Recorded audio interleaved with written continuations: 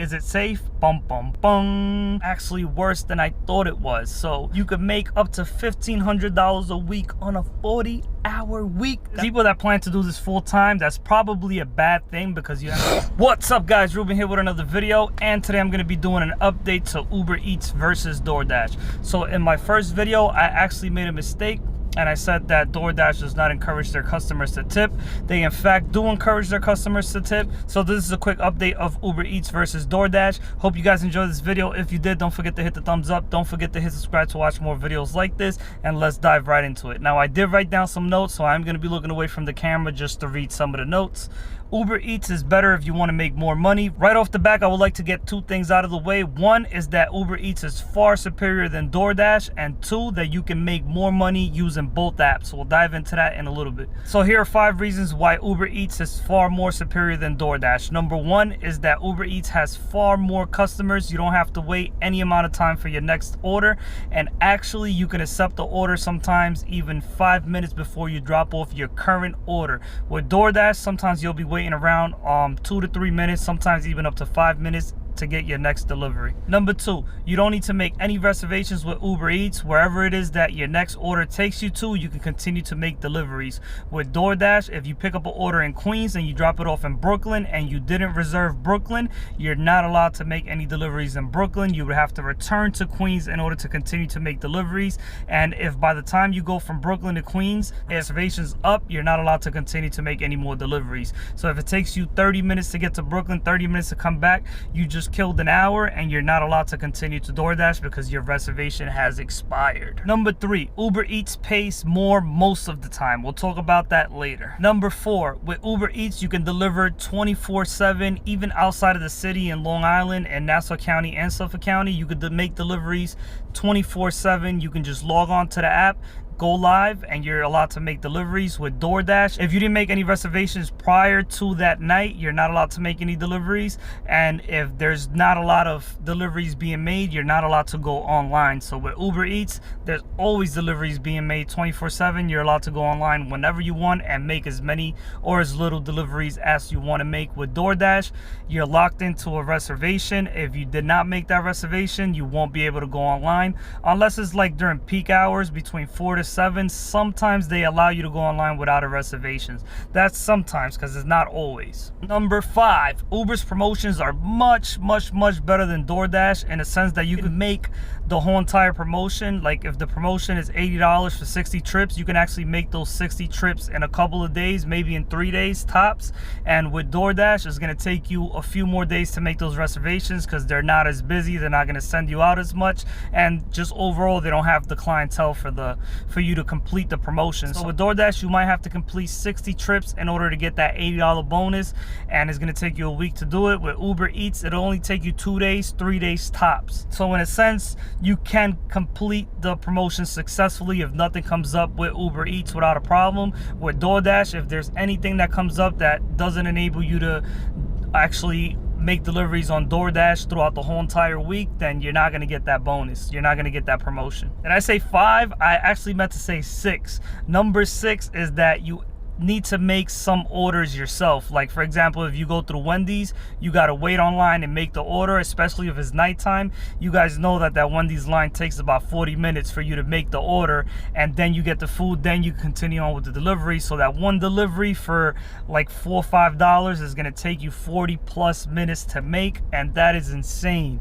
So Ubereats is far superior in that sense, that when you're going to go pick up an order, I don't know if they do Ubereats through Wendy's, but when you're going to go pick up an order, you just say the number, you pick up the order, and you go on.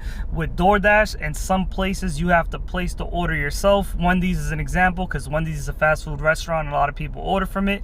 You got to make the order yourself. Taco Bell is another example. You got to make the order yourself, and it takes that much longer to keep going to your next delivery. Did I say 6? I meant to say 7. Number 7 is that with Doordash, you need a physical card, like a credit card, debit card, and you need to swipe that card in certain places like Taco Bell and Wendy's. Again, I'll use those as examples because those are the places that I actually been to where I had to wait online and swipe a card, and that's the same card that holds your balance. So is it safe? Bum bum bum.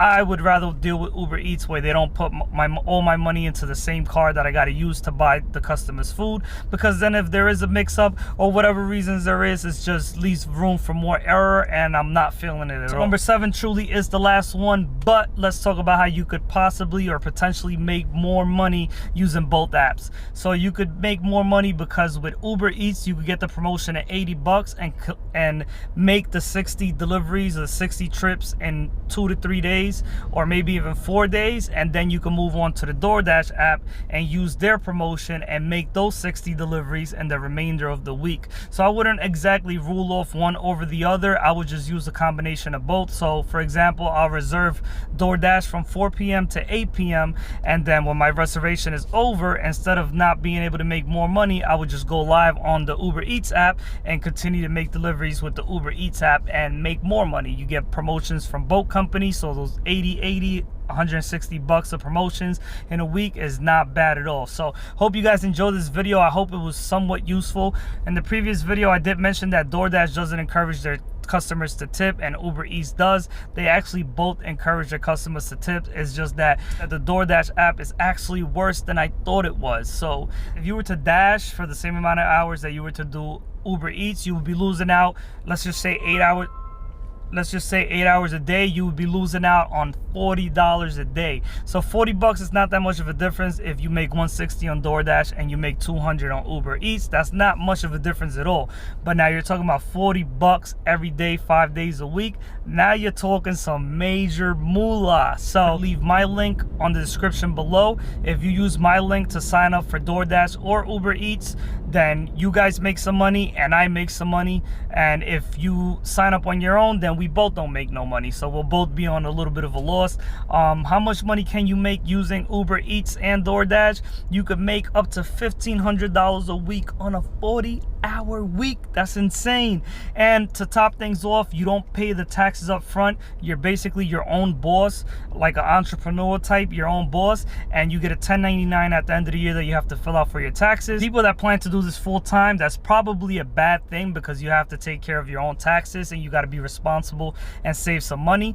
But if you're at a crunch for money at the end of the week, let's just say you paid off your rent, you paid off your car, you paid off your insurance, your cell phone bill and everything, and you're 100% broke, you could go on Uber Eats, make $200 that day, and now you got money to bowl out and continue to live your life happily ever after. So hope you guys enjoyed this video. If you did, don't forget to hit the thumbs up. Don't forget to hit subscribe to watch more videos like this. And for sure, I'll see you guys on the next one. If you got any questions, leave them on the comments below.